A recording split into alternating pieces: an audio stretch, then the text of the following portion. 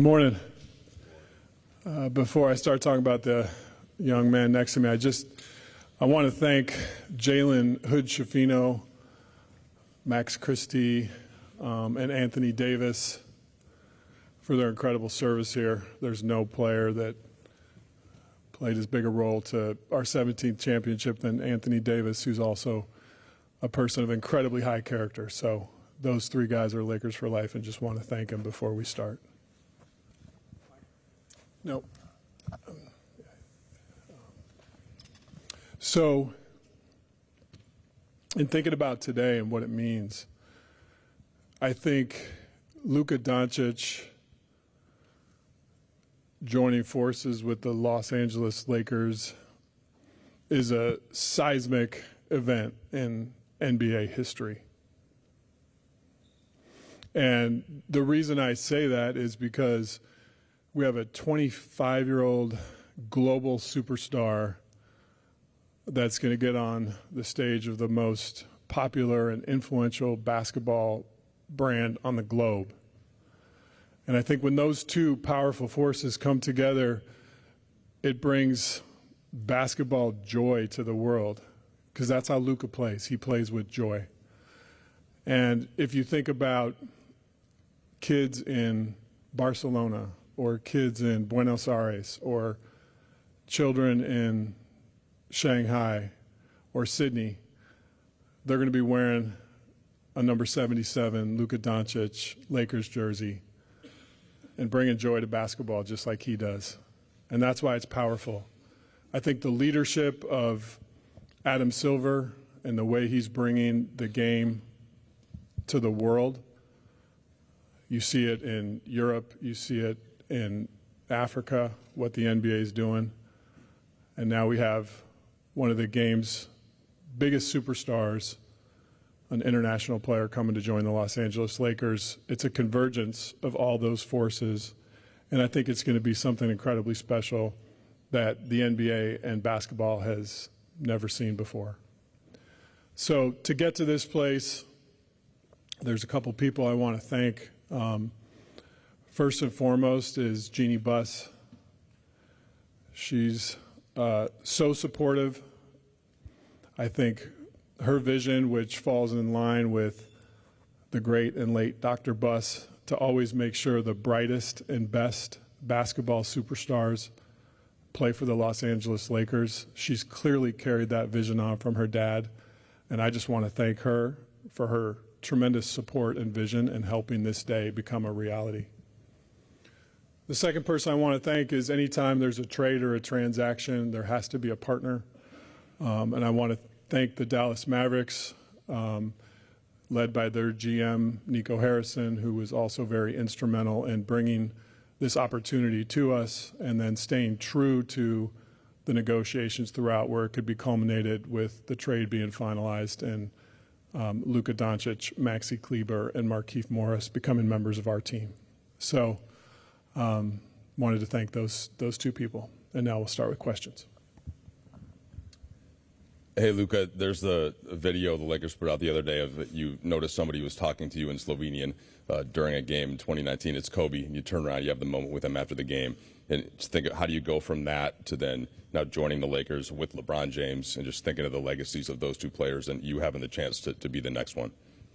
Well, first of all, I remember the exact moment that happened. It will always stay, in my mind. It was an amazing moment. Just for Kobe to know my name was amazing for me. And, I just wish Kobe and Gigi were here to see this moment. And, I'm excited about this new journey and happy to be here.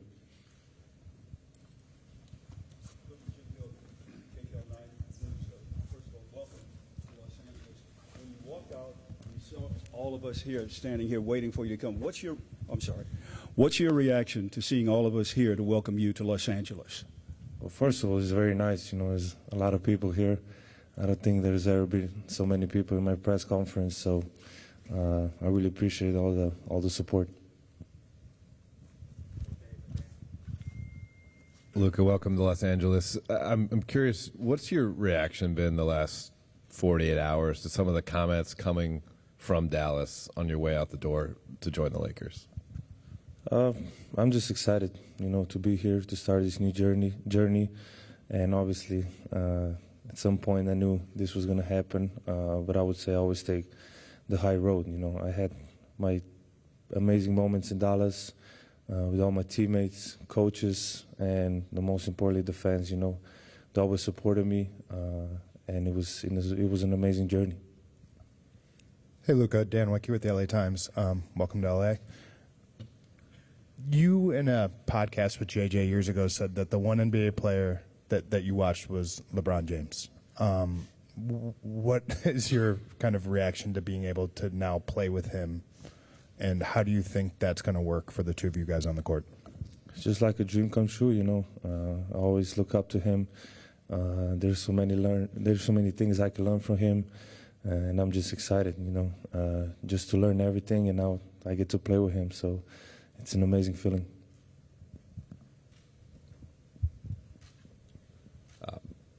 Zdravo, Luka. Jovan Buha with The Athletic. Just kind of following up on that, how do you see you and LeBron specifically, just the two-man game between you? You both can screen for each other, hit guys out of the short roll, create playmaking opportunities. Just how you guys both see the game. Very few can see it that way. Like, how do you see that fit from a passing, playmaking, and just two-man game perspective? Yeah, I think we both make our teammates better. I think our IQ is very high, so I think that's going to help everybody. But obviously, I really haven't think about basketball much these days. But I'm just excited to work with him. I work every day here, so every day that goes by is going to be better. Luka, Kobe Price, SoCal News Group. Welcome to LA. Got one for both you guys. First for you, Luka. I think you even wrote in a social media post that you thought that Dallas is going to be a place that you're looking forward to win championships, staying for your career. Emotionally, what have the past 48 to 60 hours been for you in coming to LA? Well, it was hard first. That first day was really hard. I felt like this last 48 hours was 1 month. Like 2 days ago was 1 month ago. So emotionally it was really hard. But every day that like today was much better. I'm just very happy to be here for this opportunity. It's the Lakers. It's one of the best clubs in history, so I'm excited to be here. And for Rob, Nico was speaking with reporters, I believe on Sunday after the trade. He praised you specifically for, keeping the negotiations between you two up until, I imagine, the final moments. At what point did you, introduce this trade idea to Jeannie, and what was her initial reaction when you told her about it? Yeah, so this all started with the coffee in Dallas where Nico approached us with the concept. And because there was a partnership and a history of traveling the world between Nico and myself working around Kobe Bryant, there was a fabric of trust in the discussions. And these type of deals are incredibly intricate and complicated. And along the way, we knew there would be 248 insurmountable snags to get to the end, and there were. And so over the course of 3 weeks, call it, an issue would come up, and we'd think there was no way to climb the mountain, and we'd figure out a way. Then the next issue would come up, and you just keep going, and you stay committed to the work. You stay committed to trying to get the deal done in a partnership sense. I think a lot of people talk about negotiations in terms of who won and who lost. I try to approach a negotiation in the sense of how do we build a partnership where we can get to the end. And I think that was the lens that we worked and the premise we worked under. And when the concept was initially introduced to us, it was, hey, the only way we can even have these discussions was if it's between owner and GMs. And there was a commitment to that. And if we broke that commitment by talking to anyone else, this day would never happen. So I think trust was at the center of all those discussions. And I called Jeannie after the coffee in Dallas and brought her in immediately, as I do with everything. Her and I have a really strong working relationship, and the fabric of that is that we share things in real time. And she was extraordinarily excited and hopeful that we could get to the end, which we were able to do. Hey, Luka and Rob, Melissa Rowland, Fox Sports. Over here. I have a question for both of you guys. Obviously, from the league's biggest superstars to fans, people were shocked that the Mavericks were willing to deal a 25-year-old superstar in his prime who has another 10 years at least ahead of him. What was both of your guys's, I guess, Rob, what was your level of shock that this was even on the table? And Luka, what was your level of shock that the Mavs were willing to deal you? I try to take everything in stride. I think, you know, it's interesting if all of us watch Luka play. He has a combination of basketball joy and killer instinct, which is really rare. That was number 8, number 24. And I think learning lessons from that mentality are to stay in the moment. And so I don't think of it in terms of shock, surprise. I think of it in, okay, this is coming at me. It's like a game. You know, maybe a blitz is coming at Luka. He's not going to be shocked. He's going to stay in the moment, figure out the read, and make the play. And so when the opportunity came to me, that was sort of my mindset, is to, okay, this is coming. This is a concept that came to me. Now, how do I process this mentally to get the deal completed? And right away, when it was brought up at the coffee, my mind started churning. There were so many complicated things. We have the Mavericks are hard capped at the first apron. You know, the Lakers are up against the second apron. There's trade kickers. There's going to be a third team that's going to have. So my gears were turning about the deal the same way his basketball mind is processing a play. And so I just tried to live in the moment, and I tried to carry that with me for 3 or 4 weeks as this was unfolding. And by staying in the moment, I think it helped us get to the end. I mean, everybody was surprised, so you can imagine how surprised I was. I was almost asleep, so when I got a call, I had to check it was April 1st. I didn't really believe it at first, and it was a bit shock. It was hard moments for me. It was home, so it was really hard moments for me, especially the first day. But as I said, you know, I get to play in the greatest club in the world, and I'm excited for this new journey. Luka, over here on your left, Malika Andrews with ESPN. It's good to see you. Welcome to LA.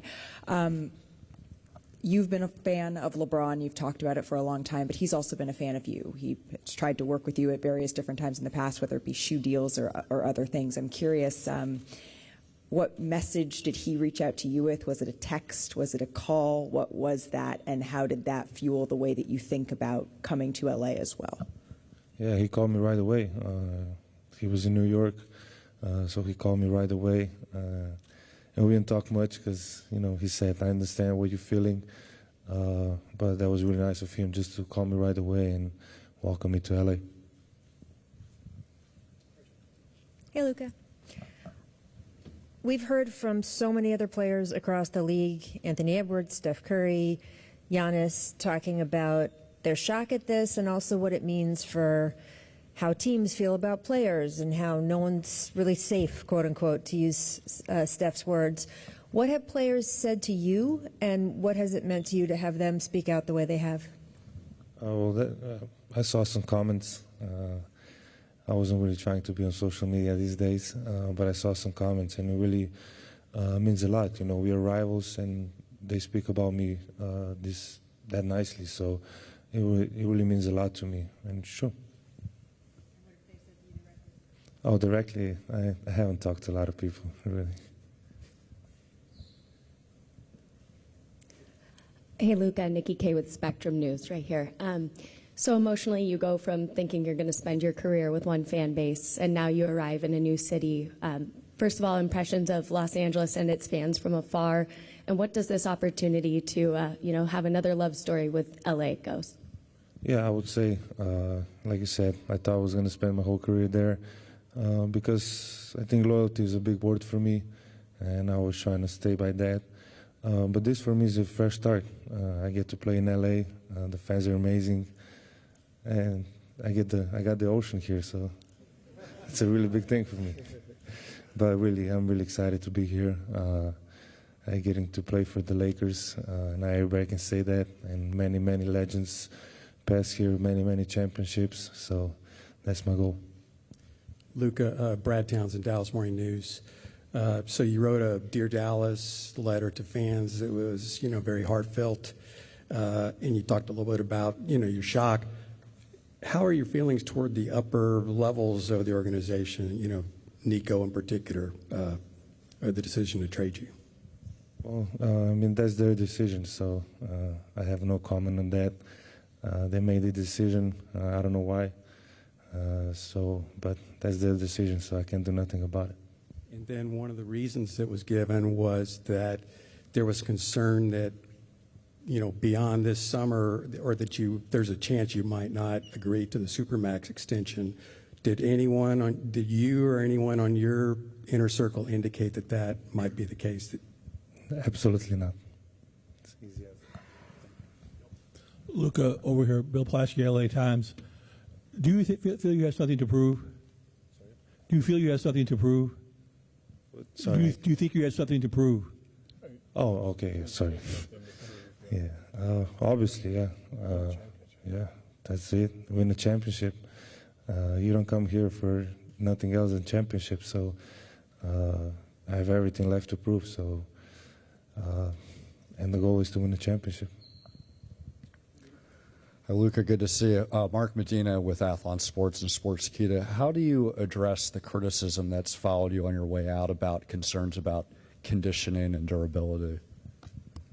It's a motive. I know it's not true. I know, but it's a motive. Like I say, I came here, one of the biggest clubs in history of sports, so it's a big motive for a long run here. I'll just add to that one, Mark. I think greatness is an evolution in a process. And I think if you're striving for perfection, as we are as an organization or as a player is, you're going to have challenges to make yourself better until you don't play anymore. And so I think that's just something to keep in mind. I would assume the question will be forthcoming, when is Luka going to play? I'd rather just take that one head on. Our sports performance department is led by Dr. Leroy Sims. Luka's got trusted sports performance folks that are going to become part of our family in Dr. Sims' circle. And they're working together as we speak about a return to play plan.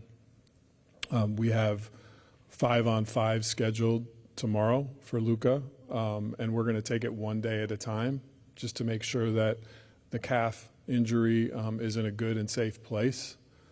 So I would truly say at this point he's day to day. We're going to take it one step at a time. But if all those days go well and Luka feels good and confident, he'll be in a game soon. But we're going to partner with him. And I should mention, too, his amazing team who's now part of our family, led by Laura Beth and Bill Duffy and the rest of the folks that are here today. When we make decisions around superstar players, and we partner and collaborate with them, and that'll be our process with Laura Beth and Duff, who are incredible at what they do. Jared Greenberg with TNT. Rob, you stole my question there. I was going to ask Luka, I guess more about that, just hear from you what this process has been like. You've gone through it now 4 times with this calf. So what have you done to get back on the court? How are you feeling? And how confident are you in that this won't be a reoccurring injury? Well, for the first time, I took my time. Get it to heal 100%. Other times I think I just wanted to go back on court playing basketball and not really be healthy 100%. So this time I just took my time, which was normal amount of time to get back to 100%. Luka, David Pingalore, KTLA. Over the last couple of days, I talked about your conditioning, but maybe your lack of defense. What is your commitment to being a better defender? Yeah, I think this year I really stepped it up honestly, and it's just being more active, more vocal, and I think I did a step ahead this year. But but I need to do more steps ahead. So that's what I'm planning on. Hey, Rob, just obviously make a blockbuster move like this. What is your balance of thinking long-term with 25-year-old and then also just the short-term, knowing that the deadline's coming up on Thursday, just balancing the long-term vision with the short-term? We know that our roster has continued work to do to become complete. And just to be clear around the vision for our roster, we're going to build a roster that fits J.J. Redick's philosophy, his basketball philosophy. That's something that we believe in, that we support, that we want to lean into. So in terms of roster decisions, J.J. and I collaborate extensively around that and fitting how he wants to play. We know we have a need for a big. The market for bigs right now, leading into the last 2 or 3 days of the trade deadline, is very dry. There's just not a lot available. So maybe we'll be able to do some stuff around the margins. I would say in terms of a big move for that position, it's probably more realistic that that would be something that comes in the offseason. But Luka will be at the center of that as we build for the long term.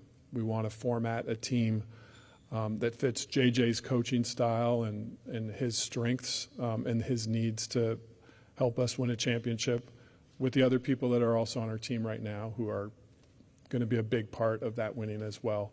But your question was about long term, so I'm speaking more to long term.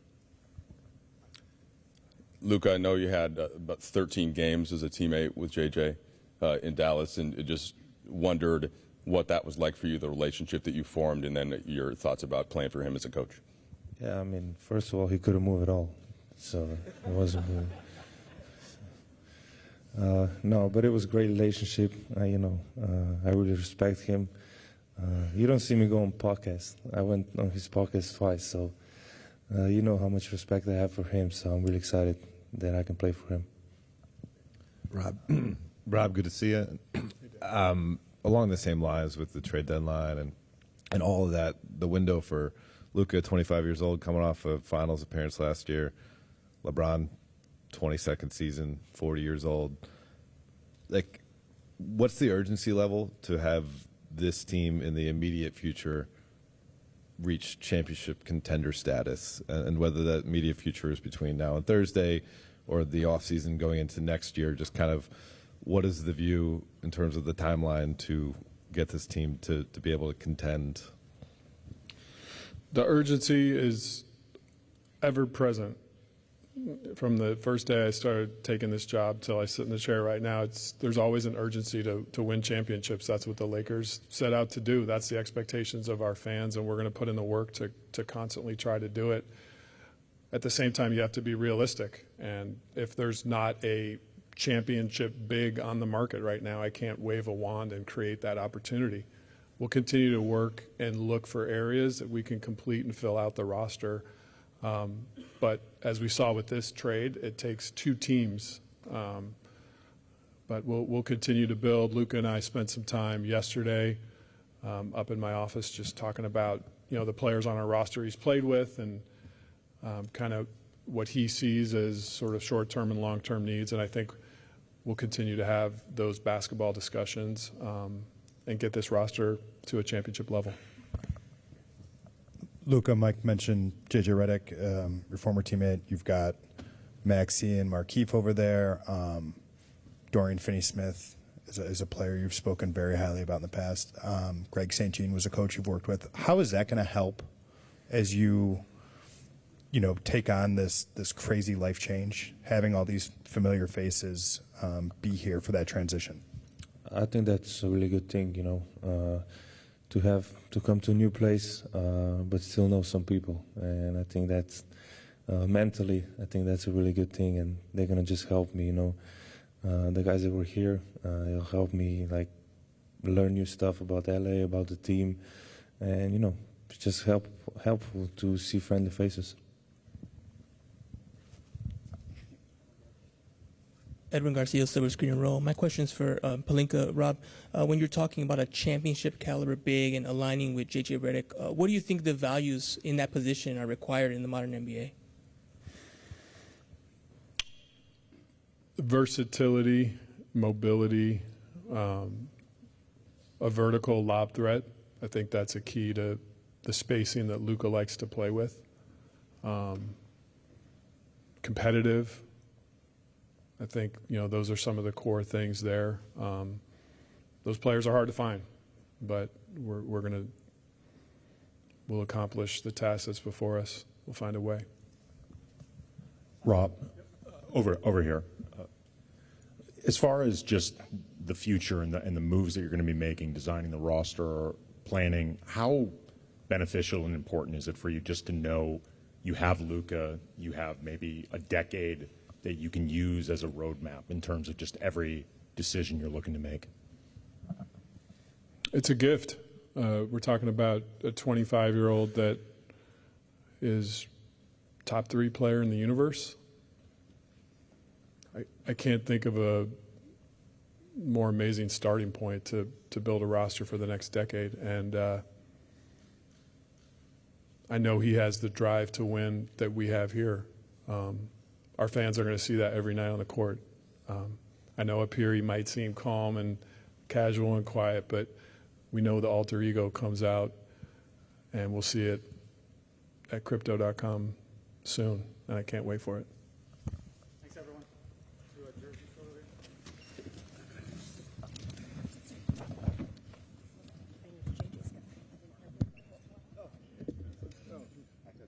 He moved quick up here, so he's slow. Guys, right down here.